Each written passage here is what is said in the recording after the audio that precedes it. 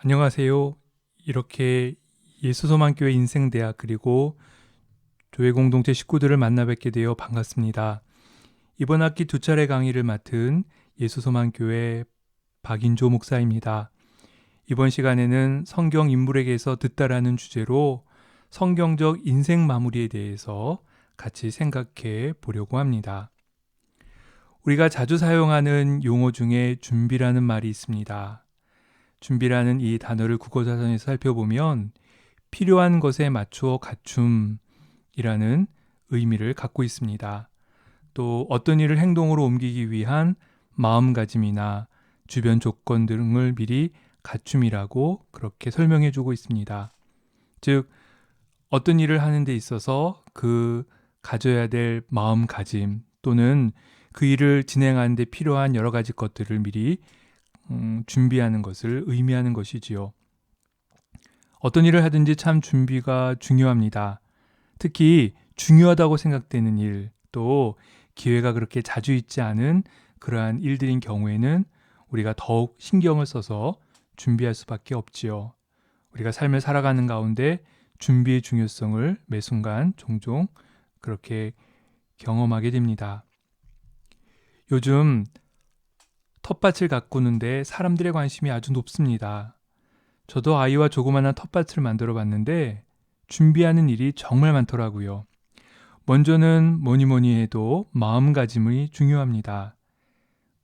저희 집 뒤편은 잡초가 무성한 엉망인 아무런 쓸데없는 공간이었습니다. 그곳에 텃밭을 만들 생각은 전혀 하지 못하고 있었죠. 그렇게 한 해 두 해가 지나갔는데 생각에 아이와 같이 아주 조그맣게라도 텃밭을 만들어 보자라는 마음이 생기게 되었습니다. 그래서 시작하게 됐죠. 그런 마음가짐이 생기니 이제 구체적인 준비를 할 수 있었습니다. 아까 살펴본 것처럼 준비란 주변 조건을 미리 갖춘다라는 의미가 있었죠. 그래서 텃밭을 위한 준비를 하게 됐습니다. 제일 먼저 주변의 잡초를 정리하고 그리고 거름을 사와 흙과 잘 섞어주고 그리고 이랑과 고랑을 만들었습니다. 이랑에는 비닐을 덮고 그리고 그곳에다가 모종을 사 정성껏 심었습니다. 그 결과가 어땠을까요? 보시는 것처럼 아주 큰 가지도 수확할 수 있었습니다. 이 작은 텃밭을 만드는데 얼마나 준비할 게 많았는지 모릅니다. 배보다 배꼽이 더 크다는 말처럼 수확하는 것보다 여기에 준비하며 들어가는 것이 더 많았던 것 같습니다. 그래도 수확하는 즐거움이 있었죠. 그 즐거움이 생각보다 컸습니다. 이처럼 무엇인가를 이루기 위해서는, 얻기 위해서는 준비하는 과정이 정말 중요하다는 것에 대해 생각해 보게 됩니다. 준비와 관련해서 여행에 있어서만큼 여러 준비가 필요한 것도 없습니다. 어떻게 준비하냐에 따라 그 여행의 즐거움과 또 만족감이 달라질 수 있지요. 우리가 어딘가 여행을 가게 되면 제일 먼저 교통편을 준비해야 합니다. 숙소를 예약하고 또 필요한 여러 가지 물품을 준비하는 것은 필수적입니다. 그런데 그것만 아니라 더욱 중요한 것은 역시 마음가짐이지요. 즐거운 여행, 의미 있는 여행이 되기 위해서는 더욱 이 마음가짐이 중요합니다. 사실 우리가 여행하는 중에 무슨 일이 벌어질지 전혀 모르거든요. 아무리 준비를 해도 예상치 못한 일을 언제든지 만날 수 있습니다. 그래서 계획된 여행과 우리가 여행 가운데 어떠한 예상치 못한 다른 일이 벌어진다 하더라도 결코 당황하지 말고 그 가운데서 즐거움과 새로움을 발견하고 싶다라는 마음가짐, 여행 자체를 즐길 수 있는 그러한 여유로운 마음가짐이 있어야 멋진 여행이 될 수 있습니다. 김영하 작가의 유명한 베스트셀러 여행의 이유라는 그 책을 보니 이런 구절이 있었습니다. 여행의 이유를 캐다 보니 삶과 글쓰기, 타자에 대한 생각들로 이어졌다. 여행이 내 인생이었고 인생이 곧 여행이었다. 우리는 모두 여행자이며 타인의 신뢰와 환대를 절실히 필요로 한다. 여행에서뿐 아니라 지금 여기의 삶도 많은 이들의 도움 덕분에 굴러간다. 여행에서 만나는 누군가를 신뢰하고 그리고 누군가를 돕겠다는 환대의 자세를 가질 때 그 여행이 더 즐겁고 의미 있는 여행이 될 수 있다라는 말이지요. 그런 마음가짐을 준비해야 한다고 우리에게 알려주고 있습니다. 러시아의 문학가 톨스토이의 세 가지 질문이라는 책에 이런 글이 있습니다.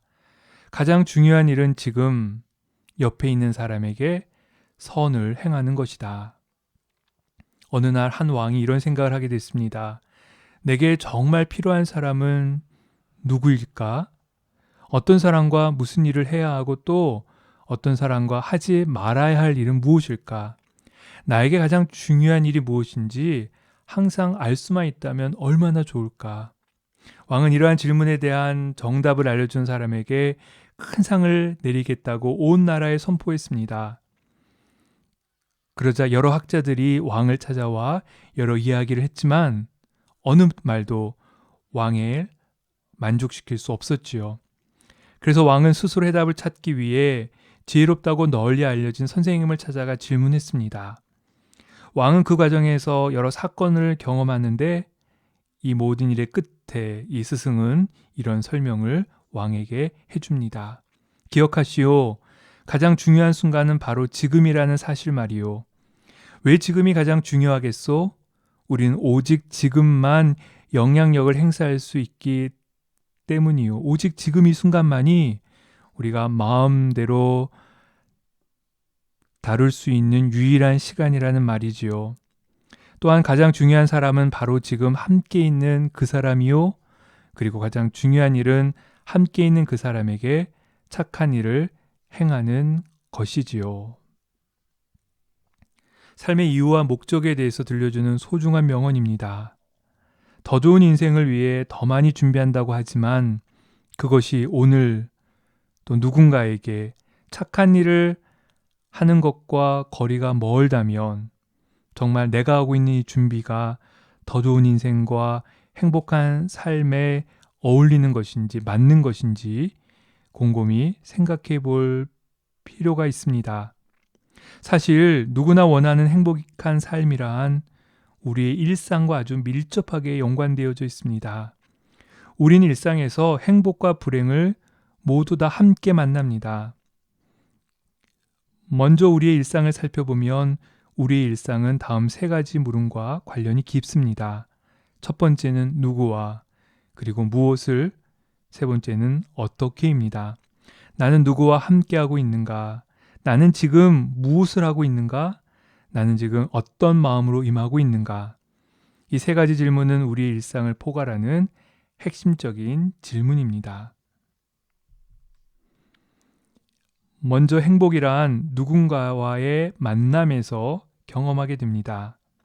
지금 만나는 누군가의 만남이 소중할 때 행복을 느낍니다. 도움을 주고 의미를 발견하게 하는 사람과의 만남이야말로 정말 행복한 시간입니다. 적절한 관계의 거리, 그리고 존중받는 느낌을 주는 만남 가운데 있으면 마음이 따뜻해집니다. 또 행복이란 지금 무엇을 하느냐와 깊이 관계가 있습니다. 연구조사에 의하면 여행의 경험과 봉사의 경험이 주는 행복감이 가장 크다고 합니다. 그런데 안타깝게도 한국인은 대부분의 여가 시간을 텔레비전을 보는 것으로 그리고 핸드폰과 인터넷과 같은 SNS를 사용하는 것으로 보낸다라고 합니다. 물론 그것도 작은 행복감을 줄지 모르지만 그리 깊은 행복감이라 볼 수는 없을 것 같습니다. 어떤 경우 그로 인해 정신이 혼미해지는 경우들이 있거든요. 또 누군가와 비교되는 마음에 불편한 마음이 들기도 하고 반대로 우쭐대는 경험을 하는 경우도 있습니다. 쓸데없는 물건을 구입해 후회하거나 불필요한 욕심이 생기게 되는 경우도 있지요. 그리고 행복한 경험은 어떤 마음으로 임하느냐에 따라 전혀 달라집니다. 같은 지역에 살고 같은 시대를 사는 사람이어도 행복감이 전혀 다르게 나타나는 것은 거기에 이유가 있습니다. 즉, 마음가짐에 따른 차이인 것이지요. 우리에게 주어진 많은 것이 진정 귀한 선물임을 깨달을 때 그 가운데 우리는 깊은 행복감을 경험할 수가 있습니다. 지금까지 우리의 삶을 누구와 무엇을 하며 어떤 마음으로 할지가 우리 일상의 행복을 좌우하는 중요한 요소가 됨을 함께 생각해 보았습니다. 이것을 이번 시간의 주제인 삶의 마무리에 비추어 생각해 보면 어떤 결과를 얻을 수 있을까요? 우리는 한 가지 질문을 이거와 관련되어서 대입해 보려고 합니다. 즉, 오늘이 나의 삶의 마지막이라면 바로 이 질문이지요. 오늘이 나의 삶의 마지막이라면 삶의 마지막, 삶의 마무리와를 어떻게 할 것인가? 이거와 함께 생각해 보는 것입니다. 즉, 삶의 핵심 요소, 누구와 무엇을 어떻게, 이 세 가지를 오늘이 나의 삶의 마지막이라면 질문에 연결시켜서 생각해 보는 것이지요. 오늘이 나의 삶의 마지막이라면 여러분은 누구와 시간을 보내고 무슨 일을 하며 어떤 마음으로 삶을 사시겠습니까? 분명 꼭 함께하고 싶은 사람과 시간을 보내겠지요. 꼭 해야 할 일에 집중할 것입니다. 그리고 1분 1초라도 소중하게 생각하며 삶을 살 것입니다. 우리는 정말 소중한 일에, 가치 있고 또 가장 행복한 일에 이 시간을 집중하며 시간을 보내겠지요. 이 물음에서 우리는 일상에서 경험하는 소중한 많은 것들이 우리에게 행복임을 분명히 알 수 있습니다. 우리의 나를 계수함의 지혜를 말씀하시는 성경 말씀이 정말 옳습니다. 시편 90편 12절의 말씀이지요. 우리에게 우리날 계수함을 가르치사 지혜로운 마음을 얻게 하소서. 우리에게 주어진 삶의 시간들이 한정되어져 있다는 것을 우리가 알고 깨닫는다라면 아마도 그 시간을 지혜로운 마음 가운데 올바르게 사용하기 위해 더욱 집중하지 않겠습니까? 생사학 보급에 기여한 알폰스 데켄 교수는 이런 말을 합니다. 죽음의 인식으로부터 삶은 가치 있게 시작된다. 자신의 삶의 마지막을 알고 준비할 때 인생의 소중함을 알고 하나님이 주신 사명에 대해 생각하게 되며 신앙의 유산을 남기는 아름다운 삶의 마무리를 경험할 수 있다는 것입니다. 우리 그리스도인은 여러 가지 방법을 통해 하나님의 말씀을 듣게 되는데 가장 대표적인 것이 이 성경 말씀을 통해 우리가 하나님의 음성을 듣게 됩니다. 이 성경 말씀 가운데에는 예수님의 주시는 귀한 말씀들, 또 예수님의 삶을 통해 우리에게 알려주시는 신앙의 메시지들 뿐만 아니라 성경에 등장하는 많은 신앙의 인물들과 그들이 겪었던 여러 가지 많은 사건들을 통해서 하나님이 이루시는 구원, 하나님의 뜻이 무엇인지, 또 그리스도인의 삶이 어떠해야 하는지에 대해서 우리에게 알려주고 있습니다. 또 뿐만 아니라 우리가 일상을 살아가는 많은 지혜도 성경의 말씀을 통해서 얻게 됩니다. 성경의 인물들이 삶의 마지막을 어떻게 살았는지, 또 죽음을 앞두고 무슨 준비를 했는지 이 책 성경에 찾은 아름다운 마무리에서 한번 생각해 보았습니다. 이 책은 구약의 인물 7명, 아브라함, 요셉, 모세, 다윗, 솔로몬, 욥, 그리고 아담의 족보에서, 그리고 신약의 7명, 예수님, 세례 요한, 어떤 부자, 베드로, 스데반, 가룟 유다, 바울을 통해서 한번 살펴보았습니다. 이 각각의 인물들을 쭉 살펴보는 중에 알게 되었던 핵심적인 두 가지는 바로 이것이었습니다. 첫 번째는 일상의 삶을 잘 살아야 한다는 것, 그리고 두 번째는 삶의 이유에 대해 생각해야 한다는 것이었습니다. 즉, 아름다운 삶의 마무리라는 것은 어느 날 갑자기 할 수 있는 일들이 아니라 우리가 일상의 삶을 잘 사는 중에 자연스럽게 얻게 되고 누리게 되는 것이라는 것이지요. 또 뿐만 아니라 일상의 삶 속에서 삶의 의미와 가치에 집중하고 삶을 살 때 우리의 삶의 끝도 마무리도 가치 있는 아름다운 마무리로 이어질 수 있다는 것입니다. 이 시간에는 여러 인물들 중에서 몇몇 성경의 인물들을 통해 삶의 아름다운 마무리에 대해서 생각해 보려고 합니다.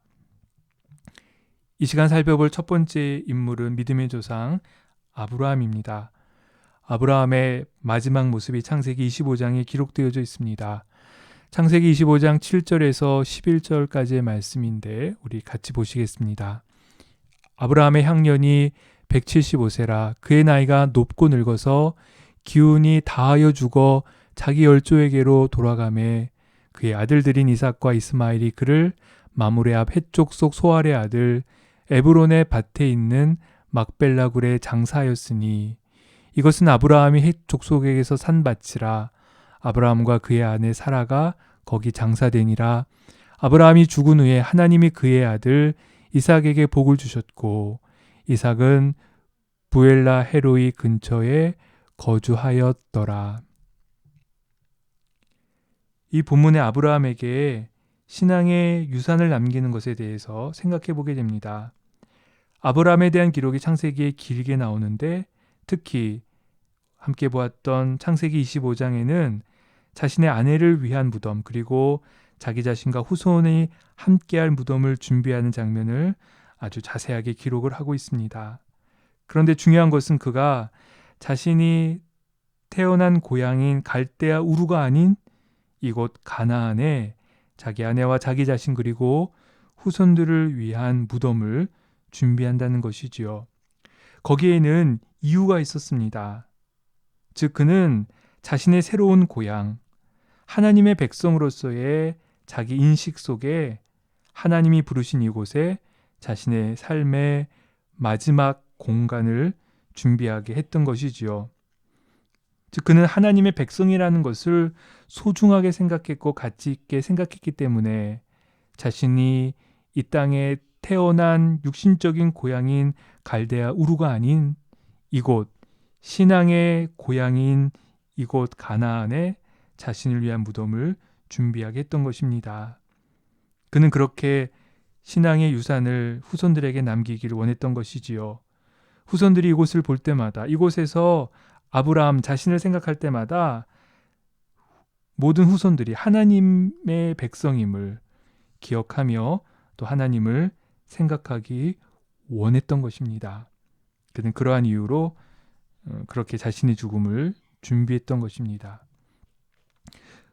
오늘날 일상에서 우리가 자신의 죽음을 앞두고 미리 준비하게 되는 구체적인 몇 가지 것들이 있습니다.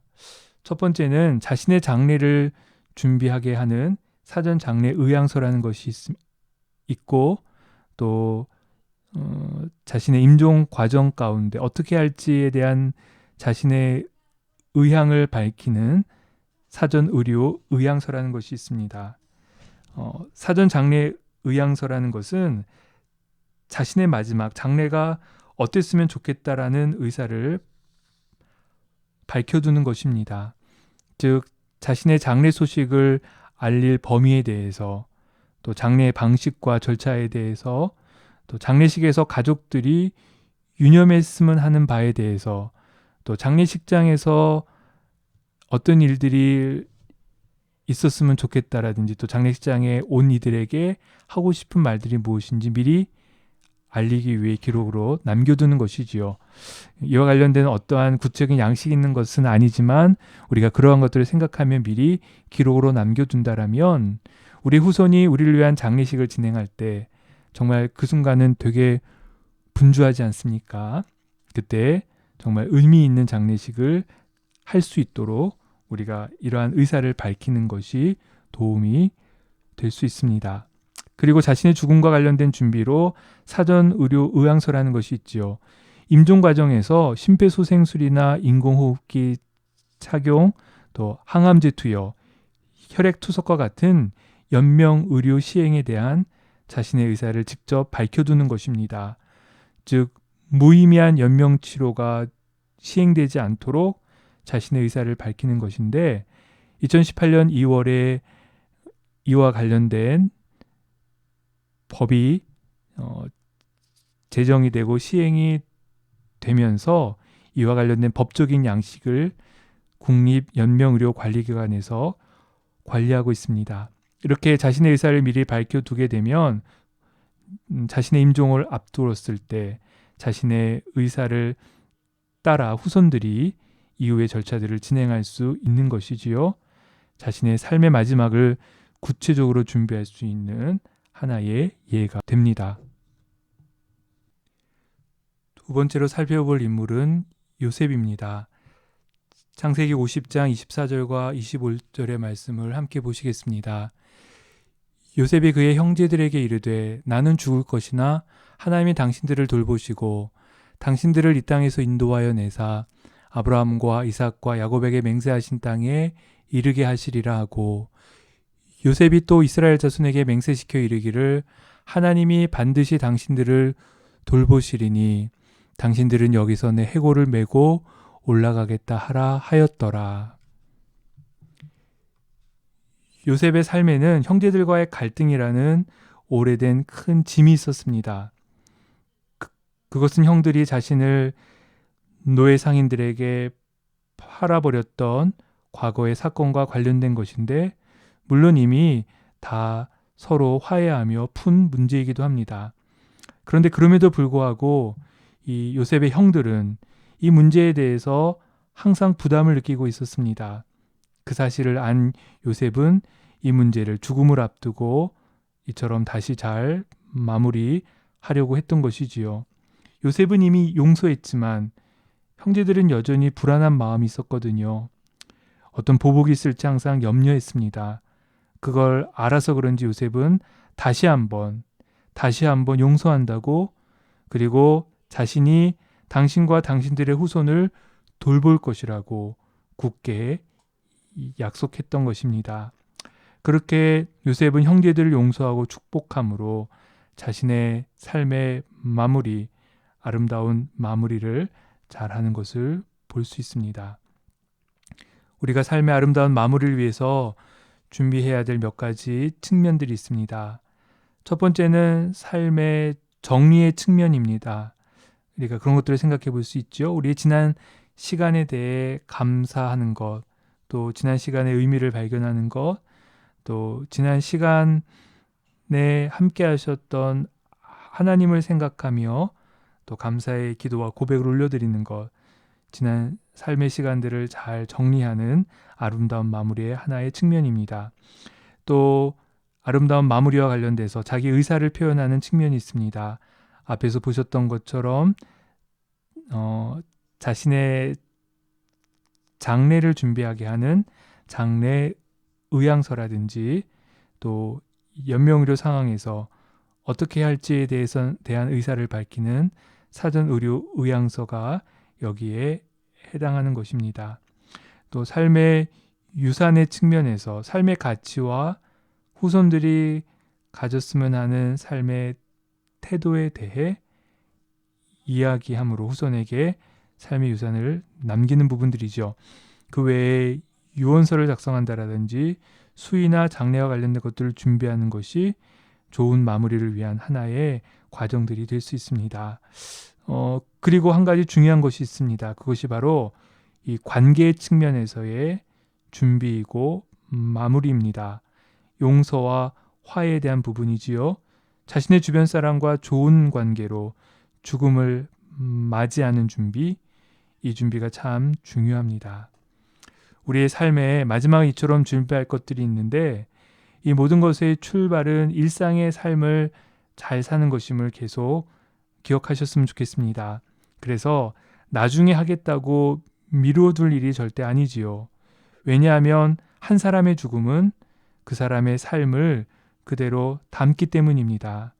삶의 의미를 발견하고 따뜻한 관계를 맺는 정돈된 삶을 잘 준비하고 그렇게 추구한다면 그 삶의 마지막 죽음의 모습도 그와 같을 것이기 때문이지요. 그래서 우리 일상의 삶을 잘 사는 것이 참으로 중요함을 기억하셨으면 좋겠습니다. 계속 살펴볼 인물은 모세입니다. 신명기 34장 7절부터 9절까지의 말씀을 우리 한번 같이 보시겠습니다. 모세가 죽을 때 나이 120세였으나 그의 눈이 흐리지 아니하였고 기력이 쇠하지 아니하였더라. 이스라엘 자손이 모압 평지에서 모세를 위하여 애곡하는 기간이 끝나도록 모세를 위하여 30일을 애곡하니라. 모세가 눈의 아들 여호수아에게 안수하였으므로 그에게 지혜의 영이 충만하니 이스라엘 자손이 여호와께서 모세에게 명령하신 대로 여호수아의 말을 순종하였더라. 우리 함께 본 본문은 모세의 삶의 끝 시간, 마지막 모습들을 보여줍니다. 죽음을 앞둔 모세는 120세였습니다. 그는 비스가 산 꼭대기에 올라가서 요단강 건너편을 바라보고 있습니다. 본문 말씀에서 같이 그는 죽을 때까지 눈이 흐리지 않았고 기력이 쇠하지 않을 정도로 아주 강건했던 것을 알 수 있지요. 뿐만 아니라 죽기 전에 여호수아에게 안수함으로 그에게 지혜의 영이 충만했다는 것을 보았을 때 그는 나이가 많아서도 후손들과 이스라엘 백성에게 좋은 영향력을 계속적으로 끼쳤던 것을 알 수 있습니다. 어쩌면 누구나 다 원하는 노년의 모습이고 삶의 마지막 모습이지 않을까 생각해 보게 됩니다. 그리고 모세가 죽은 후 이스라엘 백성은 모세를 기억하고 추억하며 30일을 애곡하게 됩니다. 우리가 모세의 지난 생활들 삶을 곰곰이 살펴보면 그의 삶에 아주 후회되는 결정적인 한순간이 있었던 것을 발견할 수 있습니다. 그것은 모세가 이스라엘 백성들을 이끌고 광야길을 걷는 중에 신광야에 이르러 가데스에 있을 때 일어났던 일이었습니다. 지금 이스라엘 백성들은 광야, 이 사막길을 지나고 있었죠. 물이 없었습니다. 그러자 백성들이 앞을 다투어 모세를 원망하고 하나님을 원망합니다. 아마도 과거의 모세는 자신의 분노를 주체하지 못하는 그러한 인물이었던 것 같습니다. 그가 애굽에서도 애굽 사람을 죽임으로 결국 애굽을 피신해 광야로 가지 않습니까? 그때에도 그랬습니다. 이스라엘 백성들이 분노하는 모습, 이스라엘 백성들이 앞다투어 모세를 원망하며 또 하나님을 향해 그렇게 원망하는 모습 가운데 모세는 화가 났던 것이지요. 그는 백성들을 향해 자신의 화를 분출하게 됩니다. 하지만 그 결과로 모세는 가나안에 직접 발을 밟지 못하는 그러한 안타까운 결과를 얻게 되지요. 그래서 본문에서도 지금 모세는 땅이 보이는 비스가산 꼭대기에서 가나안 땅을 오직 바라보고만 있을 뿐입니다. 하지만 그 이후 그의 삶은 많이 바뀌었던 것 같습니다. 지금 보신 것처럼 죽음을 앞둔 그의 모습은 그렇게 감정에 휘둘리며 이 후회의 감정에 우울한 모습이 아닌 오히려 자기에게 주어진 이 모든 것들을 그대로 인정하고 받아들이는 성숙한 모습을 우리가 발견하게 됩니다. 그는 지금 자신의 감정을 잘 조절하고 있습니다. 뿐만 아니라 주변의 다른 사람들을 잘 배려하고 그들을 격려하는 아름다운 모습으로 자신의 삶의 마지막을 맞고 있는 것을 볼 수 있지요. 자신에게 주어진 삶을 그대로 받아들이며 감사하는 마무리, 삶의 마무리, 아마도 그것이 그리스도인들이 생각해야 될 아름다운 삶의 모습이지 않을까 생각해 보게 됩니다.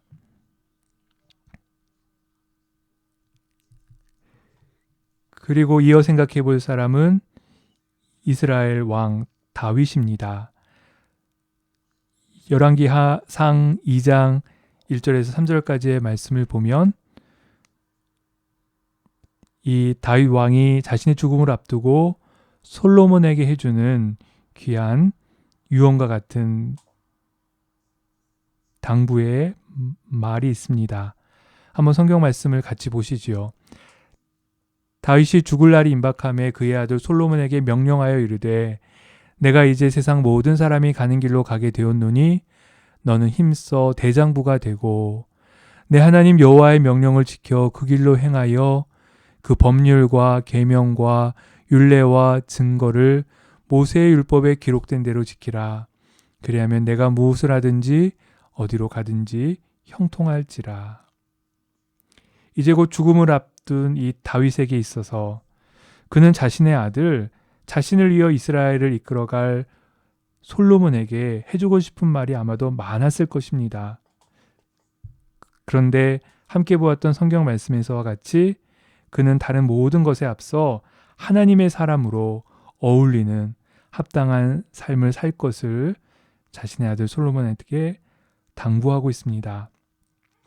이 다윗 왕은 자신의 생애 가운데 좋은 일, 나쁜 일, 기쁜 일, 슬픈 일, 수많은 일을 경험했습니다. 그는 어린 시절 양치기 목동의 삶을 살았습니다. 그러던 중 골리앗을 이기고 또 왕으로 기름 부음 받는 일이 있었지요. 또 자기 앞서 왕인 사울 왕이 자신을 죽이려고 해서 계속 도망다니던 일들도 있었습니다. 그는 이스라엘 왕으로 수많은 업적을 이룬 후에 우리아의 아내 밧세바를 범한 일로 또 인구조사를 한 일로 하나님으로부터 징계를 받는 사건도 겪습니다. 또 그의 인생에 아주 슬픈 여러 가지 많은 일들이 있었죠. 첫째 아들 암논이 셋째 아들 압살롬의 누이 다말을 범함으로 압살롬은 암논을 죽입니다. 그리고 압살롬의 반역이 있었고 그리고 다윗의 넷째 아들인 아도니아의 반역까지도 일어나게 됩니다. 그런 다윗이 70세가 되어 곧 죽을 것을 알고 자신의 죽음을 준비하며 솔로몬을 불러 유언의 말을 남기는데 그것은 다른 말이 아닌 하나님을 잘 섬길 것에 대해서 지금 이야기하고 있습니다. 다른 무엇보다도 신앙 안에서 잘 살 것에 대해서 강조하며 이야기하고 있지요. 아마도 이것이 우리가 후손에게 남겨야 할 이야기가 아닐까 생각해 보게 됩니다. 하나님을 믿는 믿음 안에서 잘 살 것, 그것을 후손에게 전하고 우리의 삶의 마지막을 맞이하는 것, 그것이 아름다운 삶의 마무리를 위한 하나의 좋은 방법이지 않을까 생각해 볼 수 있습니다. 그리고 우리가 창세기의 말씀을 보면 여러 가지 족보가 곳곳에 등장합니다.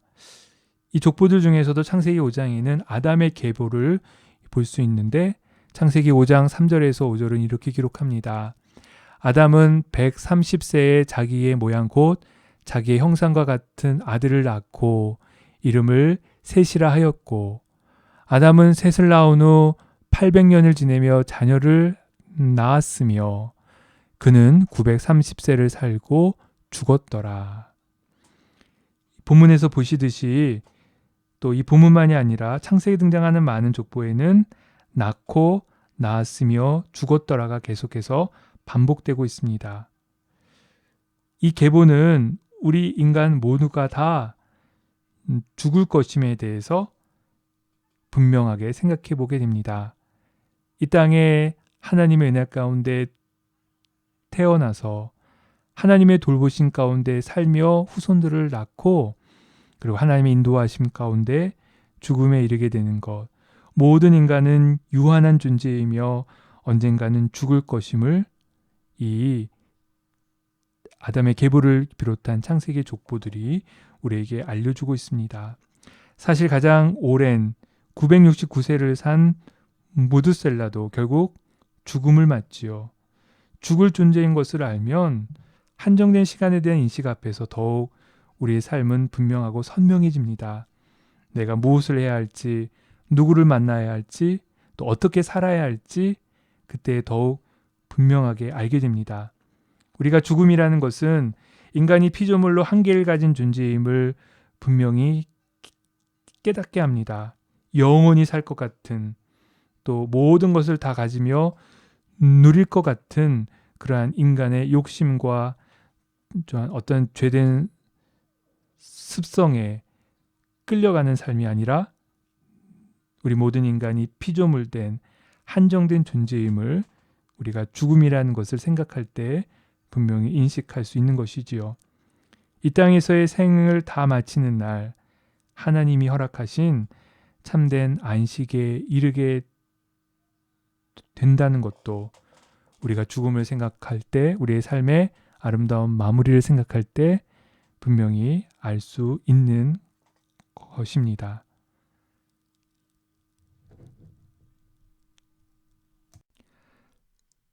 삶의 아름다운 마무리를 위한 준비로 지금까지 살펴본 신앙 인물들을 통해서 우리가 다음의 것들을 정리할 수 있습니다. 첫 번째로 먼저 죽음의 의미를 생각하고 알아가는 것이지요. 이 과정에서 반성과 성찰, 의미 있는 삶에 대해 생각해 보므로 우리의 삶을 성숙한 삶으로 우리가 이끌어 갈 수 있습니다. 두 번째는 연명의료 상황에 대한 의사를 밝혀두는 것이지요.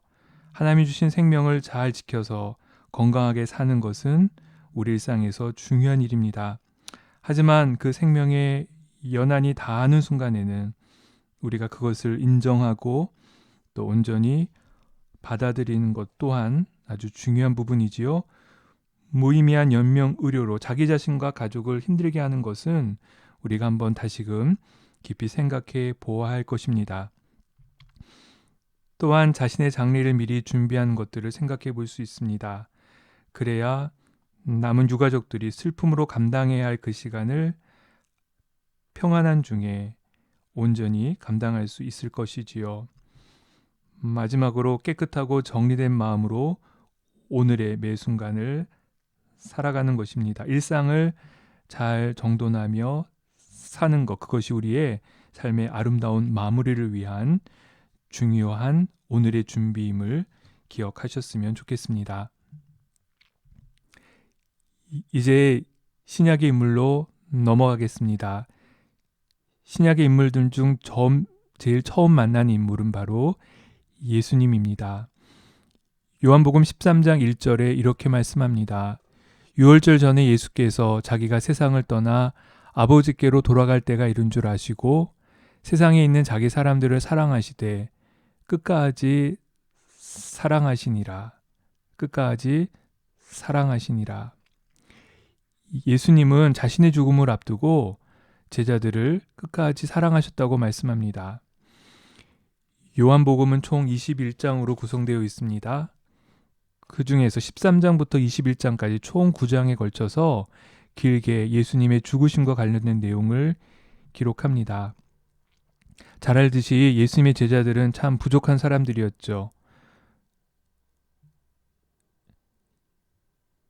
예수님이 죽음을 앞두고 있을 때 그들은 서로 자기가 더 높은 자리를 얻겠다며 자리 다툼이나 하는 그런 인물들이었습니다. 또 뿐만 아니라 예수님이 십자가에 못 박히는 그 자리에 예수님의 제자들은 아무도 없었죠. 다 뿔뿔이 흩어지고 자기 목숨을 구하기 위해 도망갔었습니다. 제자들은 그런 제자들이었죠. 하지만 그런 제자였음에도 불구하고 예수님은 끝까지 당신의 제자들을 사랑하셨습니다. 그것을 오래도록 기억할 수 있는 구체적인 행동을 주님께서 삶의 마지막 시간 가운데 보여주시는데 먼저는 제자들의 발을 씻기십니다. 제자들의 발을 씻기기 위해 허리를 굽히시지요. 또 제자들과 마지막 식사를 함께 하십니다. 예수님께서 떡과 잔을 보여주시며 그것이 자기의 몸과 피라 말씀해 주시면서 자신의 모든 것을 제자들을 위해 다 내어주었음을 구체적인 행동으로 보여주십니다. 그들을 위해, 제자들을 위해, 너무나도 부족한 그 제자들을 위해 끝까지 기도하시며 끝까지 그들을 섬기셨음을 보여주는 것이지요. 오히려 예수님은 제자들의 피곤해함을 보시며 안타까워하셨습니다. 물론 결코 흉내내기 또 쫓아갈 수 없는 그러한 큰 사랑을 예수님이 제자들에게 보여주셨는데 정말 우리의 삶의 마지막 끝시간도 더 많이 사랑하는 것, 또 우리 주변에 있는 가까운 사람들을 한 번 더 귀하게 여기며 그들에게 관심을 표하는 것이 중요함을 생각해 볼 수 있습니다. 삶의 마지막에 가지는 가장 큰 후회는 더 사랑하지 못하고 더 감사하다 말하지 못한 것이라고들 합니다. 단 한 사람이라도 깊이 사랑하는 것, 이것이야말로 인생의 마지막을 위한 지금 해야 할 가장 소중한 일임을 잊지 않으셨으면 좋겠습니다. 신약의 인물에서 생각해 볼 두 번째 인물은 예수님의 제자 베드로입니다. 요한복음 21장 18절과 19절의 말씀을 한번 같이 보시겠습니다. 내가 진실로 진실로 네게 이르노니 내가 젊어서는 스스로 띠띠고 원하는 곳으로 다녔거니와 늙어서는 내 팔을 벌리리니 남이 내게 띠띠우고 원하지 아니하는 곳으로 데려가리라. 이 말씀을 하시면 베드로가 어떠한 죽음으로 하나님께 영광을 돌릴 것을 가리키심이로라. 이 말씀을 하시고 베드로에게 이르시되 나를 따르라 하시니.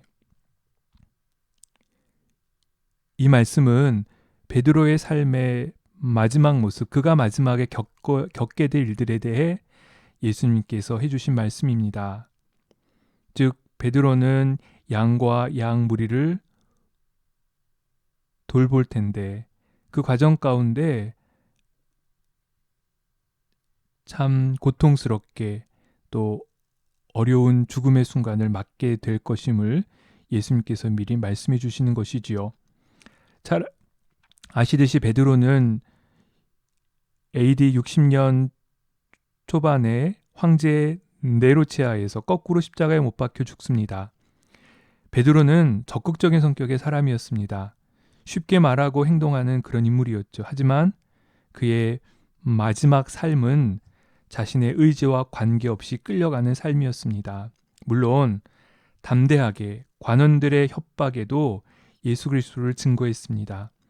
그는 자신이 어떻게 죽을지 알았지만 그로 인해 절망하거나 부정적인 생각에 또 붙잡히지도 않았지요. 자신의 목숨을 부지하기 위해 도피하지도 않았습니다. 오히려 더 적극적으로 복음을 전하는 자신의 사명에 몰두했던 그런 베드로의 모습을 우리가 성경을 통해 볼 수 있습니다. 아마도 베드로에게는 자신의 죽음이 어떠할 것임을 미리 알았기에 그는 그때부터 자신의 삶의 마지막 순간을 생각하며 준비했던 것 같습니다. 천국에 대한 소망을 가지고 그리고 오늘이 나의 삶의 마지막이라는 생각에 한 사람에게라도 복음을 전하고자 하는 간절함이 이 베드로로 그렇게 담대하게 하나님의 복음을 전하며 삶을 살도록 이끌었던 것이지요. 우리가 잘 아는 영성학자 헬린 아우이는 우리 인생의 시기에는 행동할 때와 기다릴 때 그리고 끌려갈 때가 있다라고 우리에게 알려줍니다. 행동할 때는 우리가 감사로 또 자신의 잘못을 회개하는 회개로 구체적으로 행동하는 시기입니다. 또 기다릴 때는 하나님의 약속이 이루어지기를 기다리며 두리번거리지 않고 주어진 일에 집중하는 시간이지요. 그리고 끌려갈 때가 있다고 말합니다. 기도하며 손을 펴는 법을 배우며 그렇게 끌려가는 시간이지요. 예수님의 경우에는 십자가에 못 박히도록 자기 자신을 넘겨주시는 그때가 아마도 이 끌려가는 시기와 같을 것입니다. 가장 무기력해지는 순간이지요. 하지만 중요한 것은 예수님은 그 이후에 모든 것을 다 이루었다라고 그렇게 말씀하시게 됩니다. 끌려가는 시간을 통해서 하나님의 일을 온전히 이루었음을 예수님께서 말씀하셨던 것이지요. 우리 일상에서도 그런 경험을 하지 않습니까? 우리가 운동을 할 때, 수영을 하거나 자전거를 타거나 할 때 힘을 빼는 것이 중요하다는 것을 잘 알고 있습니다. 그래야 수월하게 수영도 하며 또 자전거도 탈 수 있습니다. 운동할 때만이 아니라 인생에서도 마찬가지죠. 인간은 평생 독립적으로 살아갈 수 없습니다. 삶의 완성은 누군가의 도움으로 이 세상에 태어나고 누군가의 도움으로 이 세상에서의 삶을 살며 그리고 누군가의 도움 속에 이 땅에서의 삶을 마치고 하나님께로 가는 것임을 생각하게 됩니다. 인간의 생각과 판단으로 다 이해할 수 없는 하나님의 뜻, 그 가운데 내가 원치 않는 곳이지만 그곳으로도 기꺼이 끌려갈 수 있는 그러한 성숙한 신앙의 모습, 그러한 삶의 모습을 가질 때 또한 우리가 삶의 아름다운 마무리를 이룰 수 있음을 기억하셨으면 좋겠습니다. 마지막으로 살펴볼 신약의 인물은 사도 바울입니다. 디모데후서 4장 6절에서 8절의 말씀을 함께 보시겠습니다. 전제와 같이 내가 벌써 부어지고 나의 떠날 기약이 가까웠도다. 나는 선한 싸움을 싸우고 나의 달려갈 길을 마치고 믿음을 지켰으니 이제 후로는 나를 위하여 의의 면류관이 예비되었으므로 주 곧 의로우신 재판장이 그날에 내게 주실 것이며 내게만 아니라 주의 나타나심을 사모하는 모든 자의 계도니라. 바울은 자신의 죽음을 이미 알고 있었습니다. 그럼에도 복음 증거하는 일을 멈추지 않았음을 이 말씀을 통해서 고백합니다. 오히려 이제 죽을 것에 대한 인식이 간절하게 편지를 쓰게 했고 가능한 대로 더 많은 교회를 방문하게 했습니다. 죽음에 대한 인식으로 인해 그는 어떻게 해서든지 많은 성도를 돕고자 하는 열망이 충만했습니다. 또 자기 자신을 자랑하지 않고 하나님을 높이 있는 일에만 집중하도록 이끌었지요. 잘 아는 바울 사도의 고백처럼 그는 자신이 살아도 주를 위해 살고 죽어도 주를 위해 죽겠다라고 자신에게 있어서는 죽으나 사나 그것이 모두가 다 주의 것이라고 그는 로마서 14장 8절에서 고백합니다. 이처럼 바울의 삶의 핵심은 살든지 죽든지 예수 그리스도를 위한 삶이었던 것을 우리가 알 수 있지요. 그러한 그의 일상의 삶의 태도가 죽음의 두려움 앞에서도 결코 무너지지 않고 주의 복음을 증거하는 그 일에 끝까지 매진할 수 있는 중요한 핵심적인 힘이 되었음을 우리가 말씀을 통해서 알 수 있습니다. 아름다운 삶의 마무리를 위한 귀한 모습이지 않을까 생각해 보게 됩니다. 삶의 아름다운 마무리를 위한 준비에 있어서 지금까지 살펴본 신앙 인물들을 통해 우리가 다음의 내용들을 정리할 수 있습니다. 가장 먼저는 일상에서 눈에 보이지 않는 소중한 가치를 추구하는 삶을 사는 것이 삶의 아름다운 마무리를 위한 중요한 요소임을 기억했으면 좋겠습니다. 영적인 삶을 추구하는 것이죠. 자기가 다 소유하기보다는 함께 나누며 공유를 베푸는 삶에 대해서, 그리고 무엇보다도 이 세상을 살아가고 있지만 죽음 이후의 삶에 대해서 생각하며 준비하는 것이지요. 삶의 마무리를 위한 중요한 모습입니다. 둘째로 우리의 삶의 초점을 인격에 맞추는 것입니다. 많은 사람들은 누군가를 기억할 때 그가 이룬 성취나 성공이 아니라 삶의 인격을 더 오래도록 기억한다라고 합니다. 우리가 이것을 안다라면 삶의 마지막을 위한 준비는 다른 무엇이 아닌 우리의 삶의 인격에 모아져야 하는 것이지요. 삶을 어떤 자세로 살아가고 또 우리의 주변 사람들과 어떠한 관계를 맺어가는지 우리의 삶의 인격에 초점이 맞춰질 때 아름다운 삶의 마무리가 가능한 것입니다. 또한 우리의 삶을 소망에 따라 이루어지는 삶으로 이어가는 것이지요. 우리 주변 사람들을 돌보고 함께 나누는 삶을 평소에 일상에서 실천하는 것이 자신의 삶을 아름답게 마무리하는 귀한 준비인 것입니다. 그리고 마지막으로 기꺼이 다른 사람에게 우리 자신을 의탁하는 훈련을 하는 것입니다. 인간의 유한성을 인정하는 훈련입니다. 선택과 결정을 내가 다 하는 것이 아니라 주변 사람과 후손에게 맡겨보는 것이지요.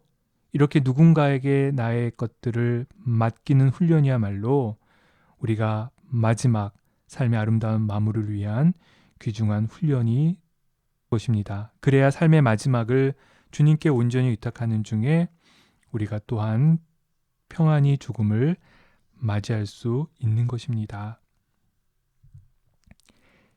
김치영 목사님의 시 유언을 남기지 않도록 하소서라는 시입니다. 함께 보시겠습니다. 주여,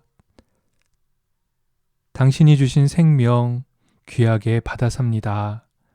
주어진 시간 안에서 매 순간 최선을 다하며 감사하며 살게 하소서. 당신이 오라 부르시면 이 세상을 떠날 때 미련이 남아 뒤돌아보지 않게 하소서. 죽음에 임했을 때 자식들을 불러 모아 못다한 일을 후회하고 남은 일을 부탁하는 유언은 남기지 않도록 하소서. 나의 마지막 말은 따로 남길 말이 없다가 되게 하소서. 그래서 함께 산책을 갔다가 먼저 집으로 떠날 때처럼 자연스럽게 먼저 간다고 말하며 그렇게 떠날 수 있게 하소서.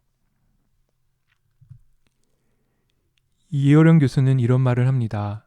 죽음을 염두에 둘 때 삶이 더욱 깊어지고 오늘 만나는 사람, 저 꽃과 이 눈, 이 모든 것이 내일이 없기에 오늘이 전부라면 가장 농밀한 삶을 살게 된다.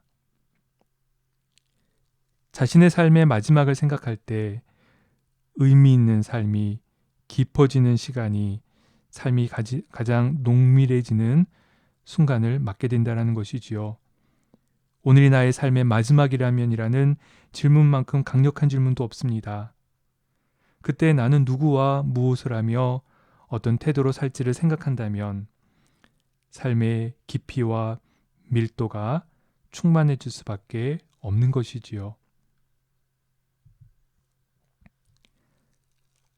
하버드 대학교 교수직을 내려놓고 캐나다 토론토의 정신지치 장애인 공동체에서 그들과 함께 했던 헨리 나우에는 죽음 가장 큰 선물이라는 이 책에서 우리 일상의 관심사가 행위에서 존재로 옮겨져야 한다라고 그는 이야기합니다. 그것이 자기 자신을 위해서뿐만이 아니라 이 세상에 남겨질 죽음 이후에 이 세상에 남겨질 우리의 많은 주변 사람들을 위한 가장 중요한 삶의 태도라고 하면서 그는 이 책에서 이렇게 우리에게 이야기해주고 있습니다. 우리가 죽음 앞에서 던질 수 있는 참된 질문은 내가 여전히 얼마만큼이나 성취할 수 있는가, 혹은 내가 여전히 얼마만큼이나 영향력을 행사할 수 있는가가 아닙니다.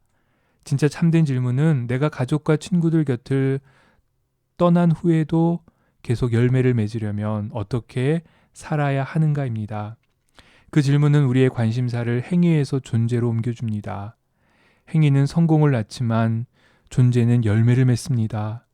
우리는 우리가 해야 할 일과 할 수 있는 일에 신경을 쓰지만 사람들은 우리가 어떤 사람이었냐에 따라 우리를 기억한다는 바로 이것입니다.